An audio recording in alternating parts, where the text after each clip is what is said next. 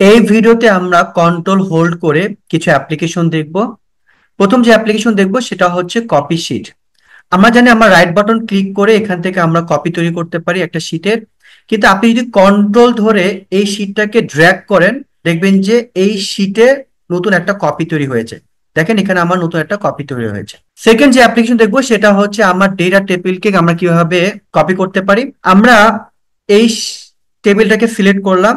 এখন কন্ট্রোল চেপে যদি আমরা এটাকে জাস্ট ড্র্যাগ করে আমরা ডান পাশে নিয়ে আসি, দেখবেন যে নতুন একটা টেবিল হচ্ছে আমার কপি হয়েছে। আপনি যতগুলো টেবিল করতে চান, ফর এক্সাম্পল আমি যদি সম্পূর্ণ এই তিনটা টেবিলকে করতে চাই, আমরা সিলেক্ট করে আমরা যদি কন্ট্রোল চেপে জাস্ট ড্র্যাগ করে আমরা ডান পাশে নিয়ে আসি, দেখবেন যে তিনটা টেবিলে আমার নতুন একটা কপি তৈরি হয়েছে।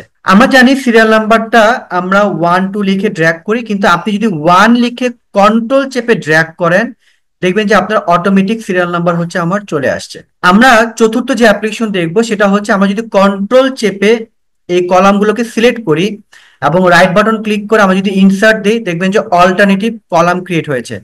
আমাদের রো এর ক্ষেত্রেও সেম, আমরা কন্ট্রোল চেপে যদি রো গুলোকে সিলেক্ট করে রাইট বাটন ক্লিক করে আমরা ইনসার্ট দেই, দেখবেন যে আমার অল্টারনেটিভ রো হচ্ছে আমার ক্রিয়েট হয়েছে। আপনি মাল্টিপল শীট ডিলিট করতে পারবেন কন্ট্রোল চেপে। ফর এক্সাম্পল আমরা এই শীট 5 এবং শীট 7 এবং শীট 8 কে হচ্ছে আমরা ডিলিট করব।